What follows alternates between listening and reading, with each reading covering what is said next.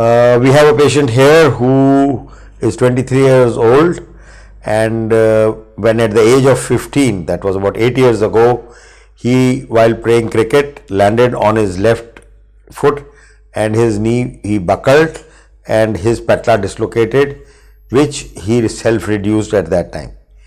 He had another episode about 6 years ago, which was within the house. Then when he was moving, he dislocated his patella, fell down and he self-reduced it.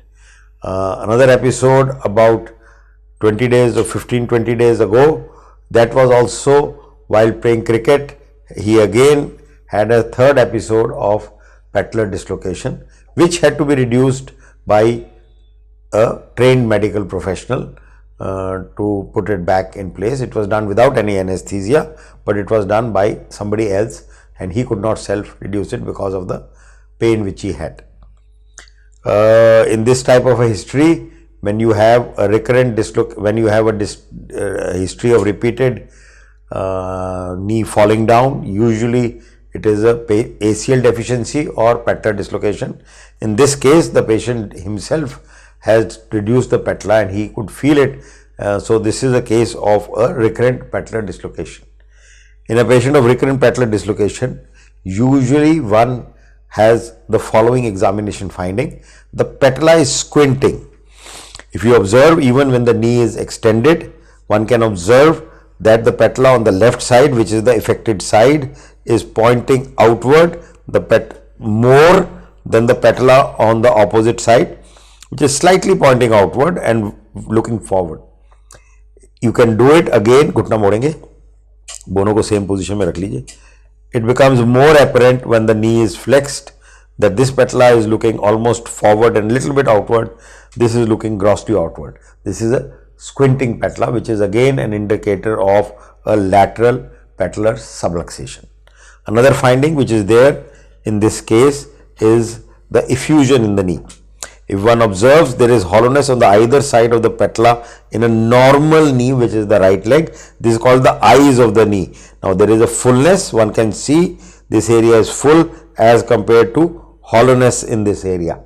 So this is an indicator of effusion or hemarthrosis in the knee. One can also do a gentle test for hemarthrosis, as the injury is a little painful. So one can try to get the patellar tap positive, which one can see very easily in this case.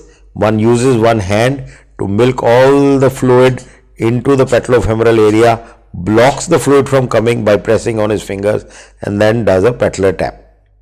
As one can see, this is positive in this case. One can see the movement of the patella moving up and down and on the fluid. Okay.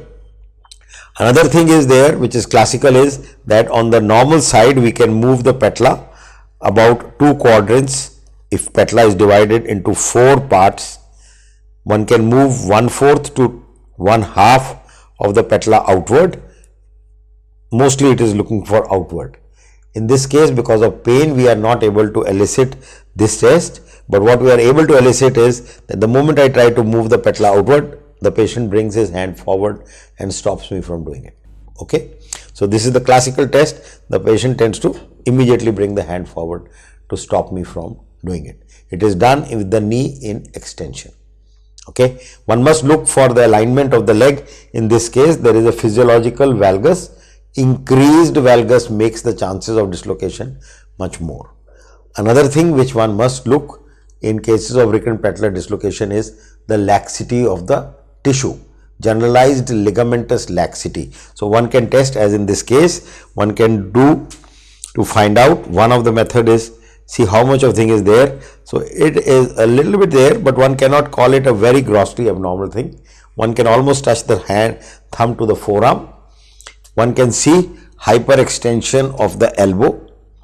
Okay. But there are other methods also. One can look for normal elbow is full extension, slight hyperextension one can see in this case, little bit is there, and one can see for the hyperlaxity of the thumb also. Okay, these are the various types. So how would you go further in the management of this patient, investigation of the patient? Okay, so patient needs to have a X-ray of the knee and CT scan or an MRI. Both have their own purpose to find out bony abnormalities as well as soft tissue abnormalities. Most of the time diagnosis is on clinical ground. X-ray has the most important purpose of finding any osteochondral fractures. If there is an osteochondral fracture, patient needs early intervention and not wait for recurrent dislocation. Plain X-ray, AP, lateral and a skyline view gives the inclination or the tilt of the patella. Okay, that's what one does. In acute stage, if there is an osteochondral fracture, one should go ahead and remove the fracture and do a patellar realignment surgery, whatever one is comfortable and appropriate to it.